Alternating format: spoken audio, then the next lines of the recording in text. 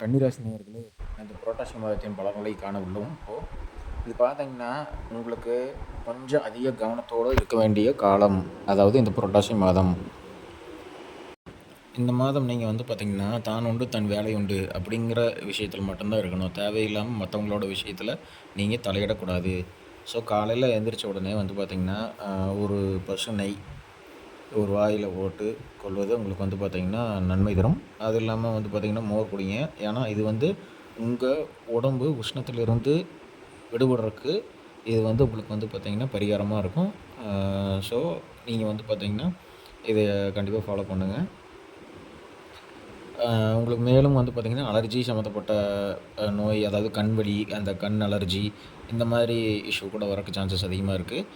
இன்னொன்று வந்து பார்த்திங்கன்னா வேலைகளில் மிக மிக கவனம் முக்கியம். ஏன்னா மேனேஜர் சொல்கிறாங்க, அவங்க சொல்கிறாங்கன்ட்டு தூக்கம் இல்லாமல் கண்டினியூஸாக வேலை செஞ்சுட்டு இருந்தீங்க அப்படின்னா உங்களுக்கு வந்து பார்த்திங்கன்னா பல்வேறு பிரச்சனைகள் வரக்கூடிய வாய்ப்புகள் அதிகமாக இருக்கிறது.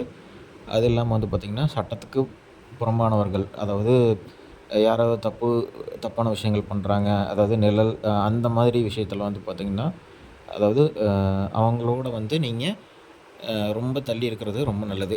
அதுவும் இல்லாமல் வந்து பார்த்திங்கன்னா தொழில், உத்தியோகம், வியாபாரம், படிப்பு சம்மந்தப்பட்ட விஷயத்தில் வந்து பார்த்திங்கன்னா அனுகூலமும் சந்தோஷமும் ஏற்படும். சந்தோஷம் ஏற்பட்டாலும் உங்களுக்கு சிறு சிறு தடைகள் வந்து இருக்கும் என்பதை நீங்கள் ஞாபகத்தில் வச்சு ஒவ்வொரு விஷயத்தையும் செய்யும்போது வந்து பார்த்திங்கன்னா பார்த்து கவனித்து செய்வது மிக மிக நன்மை தரும். உங்களுக்கு வந்து பார்த்திங்கன்னா மனசு ஒருநிலைப்படுத்தக்கூடிய இந்த ஒருநிலைப்படுத்துங்க. அதுக்கு வந்து பார்த்திங்கன்னா தினமும் தியானத்தை மேற்கொள்ளுங்கள். ஸோ இது வந்து பார்த்திங்கன்னா உங்களுக்கு வந்து இந்த ஸ்ட்ரெஸ்ஸு, இந்த பிபி, டென்ஷன் இதிலிருந்து உங்களுக்கு வந்து உங்களோட வாழ்க்கையை வந்து விடுவிக்கும். ஸோ அப்புறம் வந்து பார்த்திங்கன்னா இந்த அரசு துறையில் இருப்பவர்களுக்கு வந்து பார்த்திங்கன்னா அரசியல்வாதிங்கிட்ட கொஞ்சம் கவனமாக இருங்க. அது இல்லாமல் வந்து பார்த்திங்கன்னா உங்களை பற்றின ரகசியத்தை வந்து யாருக்கிட்டையும் ஷேர் பண்ணிக்காதீங்க. ஸோ மேலும் இந்த மாதிரி விஷயத்துலேருந்து நீங்கள் வந்து இந்த மாதம் வந்து விடுபடணும்னா நீங்கள் வந்து பெருமாள் கோயில் வந்து பார்த்திங்கன்னா பெருமாள், தாயார், அம்மன், அதாவது அனுமன் வழிபாடு. ஸோ இதெல்லாம் வந்து பண்ணிகிட்டே வாங்க. வரதராஜ பெருமாள், ஸ்ரீதேவி, பூதேவி, வரதராஜ பெருமாள், ஆஞ்சநேயர் வழிபாடு வந்து பண்ணிங்க அப்படின்னா இந்த மாதம் வந்து உங்களுக்கு இருக்கிற பிரச்சனையிலேருந்து நீங்கள் வந்து விடுபடுறதுக்கு உண்டான வாய்ப்புகள் அதிகமாக இருக்கிறது.